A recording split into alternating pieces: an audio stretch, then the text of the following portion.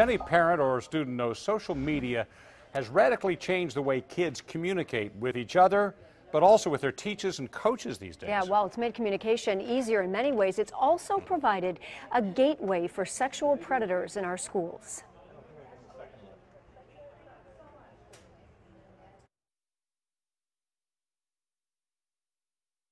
We start with gadgets like this rugged, waterproof Bluetooth speaker. There are also special housings for smartphones to turn them into Well, that wasn't exactly No, where we're heading.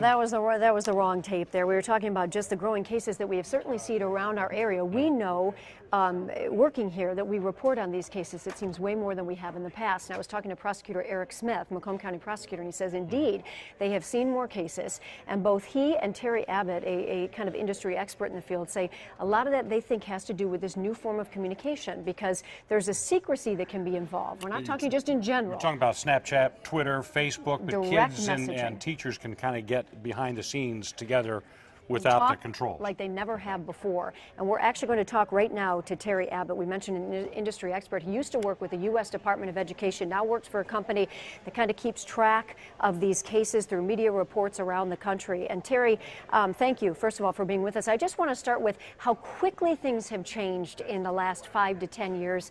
I mean, well, before that, when I was in school, when we were in school, you know, you want to talk to a teacher, they had your home phone number, they called and talked to your mom and dad. It is just a whole new ballgame, isn't it? And what is the danger in that?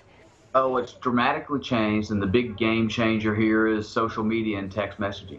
Now, teachers who might want to cause harm to a student or engage in a sexual relationship with a student, they have anytime access, secret access to children. And we're seeing examples all around the country of teachers sending text messages to children in the middle of the night and nude videos and nude pictures. We have a national epidemic on our hands. Our investigation found close to half the districts across Michigan have no specific policy about how social media is used involving students and teachers. That's got to be kind of scary that there's not even a policy. Well, that's a serious mistake. Districts need to have in place a strong policy that puts real parameters around how a teacher can communicate with a student and how private that can be. The secret is to get rid of the privacy. If all these messages are kept out public where everyone can see them, then that dramatically reduces the danger.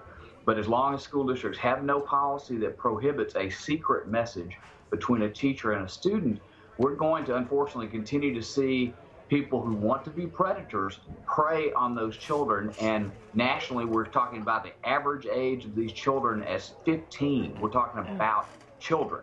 Yeah, we're going to outline our investigation and what we found and which districts are the most specific in our area. But again, it's not social media in general. We realize the value of having, say, a classroom Facebook account or Twitter access. But you're talking that direct messaging part that you would just like to see prohibited entirely, like disabled in systems so that this private access could not take place between teachers and students or coaches.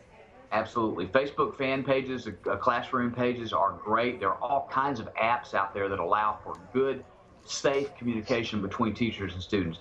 The real danger is when teachers and other school employees are allowed to secretly contact an individual student anytime, day or night, without the knowledge of the principal or the parents. And as long as districts don't have a policy that prohibits that, we'll continue to see it. So that's one thing districts can do right now, is adopt a new policy that prohibits that. That'll put a real bite in this problem. And that's all fine and good to ask districts to do it right now, but you know these things don't happen quickly. The fastest thing that can happen is parents are going to get involved. So what can parents do, not tomorrow, not next week, but today, right now? What can they do to protect their kids?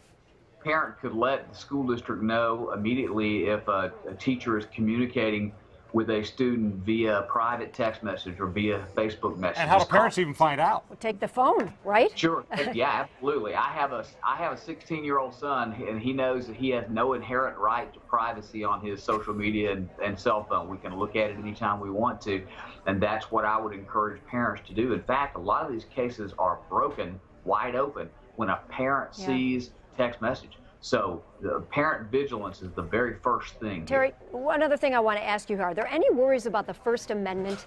If a district comes in and says this kind of communication cannot happen between students and teachers, can anyone say, oh, we can't do that?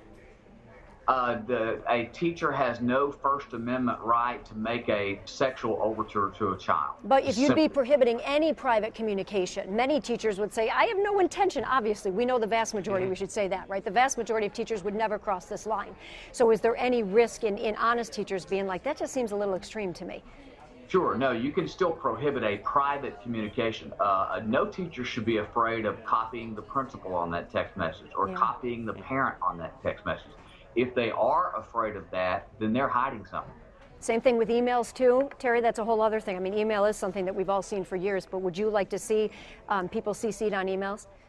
Certainly on private emails from private accounts. An email sent on the district account is a public record, and anybody in that building can see it anytime they want to. The bigger danger comes in the private messages from private accounts, email, text, Facebook, Snapchat, all these other things. And we're seeing not just messages, as I said, we're seeing videos being exchanged, nude pictures being exchanged.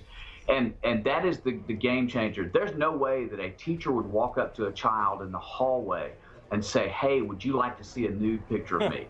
But they will do it on social media. You're absolutely correct. Terry Abbott, former Chief of Staff of the U.S. Department of Education.